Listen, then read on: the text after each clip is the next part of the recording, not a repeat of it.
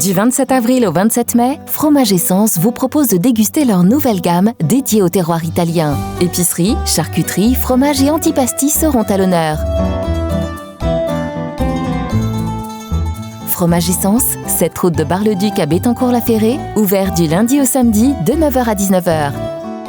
Vous souhaitez assurer votre avenir professionnel dans le secteur du marketing commercial et de l'expérience client ?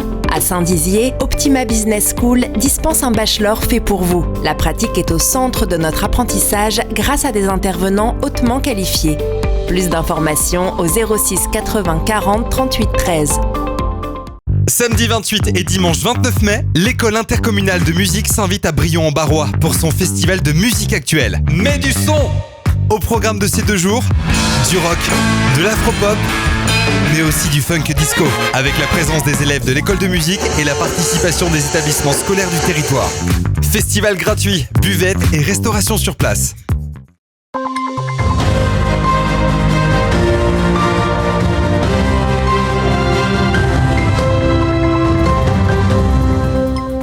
Bonsoir à toutes et à tous, bienvenue dans votre édition du 20 mai de votre 15 minutes info. Voici les titres de l'actualité. Ce jeudi, un moment historique s'est tenu au conseil départemental de la Meuse. Attendu depuis de nombreuses années, la signature du protocole d'accord en faveur du projet routier de la route nationale 135 a enfin eu lieu. Le championnat de France de volley-ball UNSS Junior s'est terminé cet après-midi à Joinville. La seule équipe haut-marnaise a été celle du lycée Philippe Lebon de Joinville. Et de la culture pour finir cette édition avec Wikelele qui s'est tenu à l'Orange Bleu de Vitry-le-François hier soir.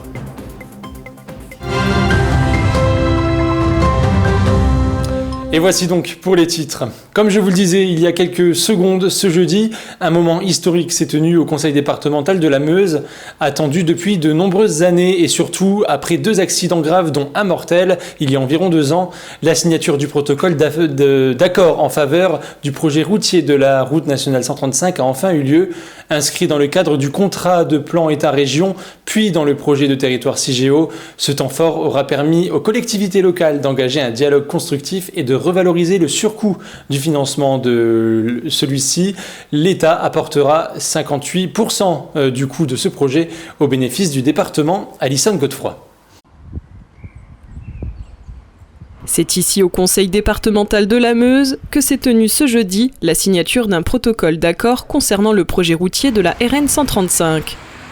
Ce projet routier permettra d'améliorer la desserte de Bar-le-Duc depuis la route nationale 4, avec aussi l'objectif d'améliorer la sécurité routière et d'offrir une meilleure qualité de vie pour les communes de la vallée de l'Ornain. Alors c'est un moment historique puisque cette déviation, la RN 135, date de maintenant 30 à 40 ans. C'était un vieux serpent de mer et je suis très heureux qu'on puisse signer enfin ce protocole puisqu'il va permettre de relier à la fois Bar-le-Duc à Nancy via cette RN4, donc relier la RN 135 à la RN4, mais également Saint-Dizier, la Marne, puisque la RN4 est un itinéraire régional par définition, il traverse 6 ou 7 départements. C'est un moment de grande satisfaction d'avoir pu tenir un engagement qui avait été pris au plus haut niveau de l'État et de faire en sorte que cet engagement il soit, j'allais dire, gravé dans le marbre à travers ce protocole qui rappelle les financements de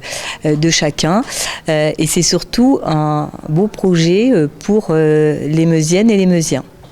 Ce projet route nationale 135 et ses travaux débuteront d'ici quelques semaines et dureront plusieurs années. Cela permettra de structurer le maillage du sud du département de la Meuse et le développement territorial associé à CIGEO. Ça va permettre également d'éviter la traversée de Ligny en Barrois.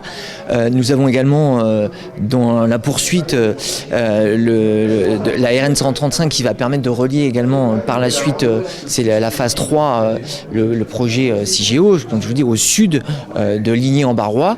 Cette réunion était aussi l'occasion de réévaluer le surcoût du projet avec les différents partenaires. Cette signature place tous les feux au vert et permet le financement de 18,7 millions d'euros par l'État 6,5 millions d'euros par la région Grand Est, 2,6 millions d'euros par le département de la Meuse, enfin 3,2 millions d'euros par le GIP Objectif Meuse. Alors on est aujourd'hui à 79 millions d'euros, ça représente plus de 15 millions d'euros. Donc il y a eu une proratisation entre les différents acteurs, l'État prenant à sa charge un peu plus de la moitié de ces 79 millions d'euros. Ce projet important à échelle départementale permettra de relier Bar-le-Duc, ville-préfecture du département de la Meuse, à l'itinéraire régional qui est la RN4. L'objectif, rapprocher la ruralité des grandes agglomérations régionales. Tendez l'oreille à présent, vous les entendez encore peut-être, mais à partir de lundi 30 mai, ils seront moins présents pour ne pas dire inexistants. En effet, jusqu'au 10 juin, les rafales de la 4e escadre de chasse de la base aérienne 113 seront délocalisées vers d'autres bases aériennes en France en raison de travaux d'entretien de la piste et plus généralement de la plateforme aéronautique. Du sport avec le championnat de France de volley-ball UNSS qui s'est terminé cet après-midi à Joinville. La seule équipe haut-marnaise était celle du lycée Philippe Lebon de Joinville et elle a terminé 7e sur 12. Côté vainqueur, ce sont les joueurs de l'équipe du lycée Jacques Monod de Nouvelle-Aquitaine qui s'imposent contre celui de Stanislas à Wissembourg de la région Grand Est. Cette finale a eu lieu au complexe sportif intercommunal de Joinville. Une centaine de personnes sont d'ailleurs venues pour l'occasion supporter les deux équipes. Au terme d'un match animé, le lycée des Pyrénées-Atlantiques est venu à bout de son adversaire 25-20, 21-25, 14-10. On écoute à ce propos les joueurs et leurs réactions au micro de Julien Voirin. Ah, c'est cool, franchement, ouais, c'était un super match, on les avait déjà joués en poule avant et là qu'on les rejoue, on avait une super confrontation là, ils ont levé leur niveau de jeu, on a eu une super finale je pense, du coup je pense que tout le monde a apprécié et nous encore plus, donc c'était excellent vraiment. Je pense qu'on a su les verrouiller au moment qu'il fallait, on a su augmenter notre niveau de jeu et au final on a su les verrouiller quand il fallait et mettre le coup d'accélérateur pour qu'on passe devant. Je pense qu'on va aller s'amuser dans les vestiaires, on a rempli les bouteilles d'eau et les coachs là ils vont sortir mouillés, du coup c'est génial là vraiment, on est très contents. Toute la compète, on était là, on a joué notre jeu, ça a bien marché et cette fois on a changé, on a essayé plusieurs systèmes. Le premier set était un peu moins bon mais le match n'est jamais fini et on a joué jusqu'au bout. Le deuxième set c'était juste magnifique et après le tie-break on a joué comme on pouvait et malheureusement ça n'a pas suffi cette fois, bien finir premier. Après c'est déjà très beau, une deuxième place, il n'y a pas tout le monde qui le fait. On est content, il y avait beaucoup de supporters, c'était très bien joué. Et félicitations à l'autre équipe, ils ont très bien joué. Et félicitations à eux. On termine cette édition avec de la culture. Les Pastafarians se produisaient ce jeudi soir à l'Orange Bleu dans le cadre de Wekelele à Vitry-le-François. Ce festival international met à l'honneur le ukulélé et pour cette soirée, le concert était accompagné d'un apéro-mix. Les visiteurs qui le souhaitaient pouvaient prendre un apéritif et écouter le concert. La suite du programme s'annonce chargée puisque ça sera au tour d'Alessandro Valderrama de se produire au Lac du Der du côté de Giffaumont-Champaubert. Regardez ce sujet, il est signé Julien Voirin.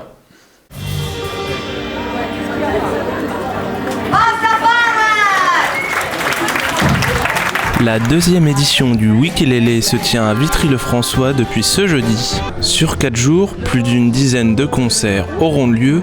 2 lieux sont utilisés par cet événement, l'Orange Bleu et le port de Giffaumont-Champaubert. J'espère effectivement que le format va s'ancrer, s'enraciner sur le territoire. C'est vraiment l'idée que voilà, à travers l'instrument, le ukulélé qui a ce côté un peu festif, printanier, voire estival, voilà, lancer la saison d'été autour de l'instrument, voilà, et de favoriser la découverte et d'inciter le public à nous retrouver, alors en extérieur notamment, voilà, autour de moments consacrés plutôt à la bonne humeur. Pour ce premier soir, c'était au tour du groupe The Pastafarian de se lancer sur scène. Un mélange de musique pastafarienne et d'Elvis Presley, Rita Mitsuko et bien d'autres. Un style bien à eux. Les Pastafarians qui, à la faveur du confinement, ont une sorte de révélation puisqu'ils ont réactivé le pastafarisme et donc ce soir voilà, ça sera une sorte de grand culte au dieu pastafarien qui va être emmené par ces musiciens loufoques voilà, qui mettent également le ukulélé à l'honneur. Le public était ravi d'être présent. Il y avait plusieurs centaines de passionnés de ukulélé ce jeudi soir à l'Orange Bleu. Parce que c'est convivial, c'est vraiment super, ça change les idées, on est bien, ça détend. C'est que du bonheur. Donc, de la joie, du bonheur, de la détente, du plaisir. Génial, c'est vraiment de tout univers, ça nous emmène, ça nous emporte, ça nous transporte. Ces séries de concerts sont totalement gratuites. Cette année, c'est la première année en conditions normales, sans jauge, pour ce festival international. L'organisation espère plusieurs milliers de visiteurs, y compris sur les journées de samedi et de dimanche au lac du Der.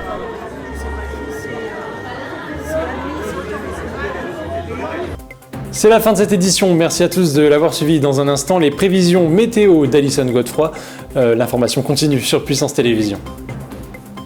Toute l'actualité qui vous concerne, à voir et à revoir dès maintenant sur puissancetélévision.fr et sur notre application mobile.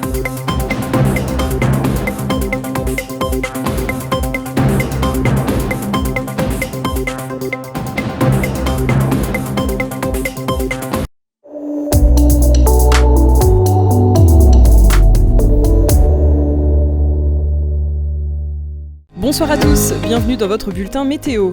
Après la pluie, le beau temps, pour demain le soleil s'imposera facilement au sud de la Loire ainsi qu'à Lyon, à Dijon et à Metz. On annonce quelques éclaircies au centre du pays ainsi qu'au sud-ouest. La chaleur quant à elle s'installera de nouveau. Côté température, comptez 7 degrés de minimale à Rennes. Pour les maximales, comptez 33 degrés à Toulouse. Tout de suite, la carte locale, du côté de nos villes et départements. Il fera beau partout, excepté à Verdun, où l'on attend quelques nuages. Côté température, elles seront légèrement en baisse. Demain après-midi, il fera 25 degrés à Langres. Demain, samedi 21 mai, nous fêterons les Constantins. Le soleil se lèvera à 6h01, nous gagnerons 2 minutes de soleil. C'est la fin de ce bulletin météo. Très bonne soirée avec Puissance Télévisions.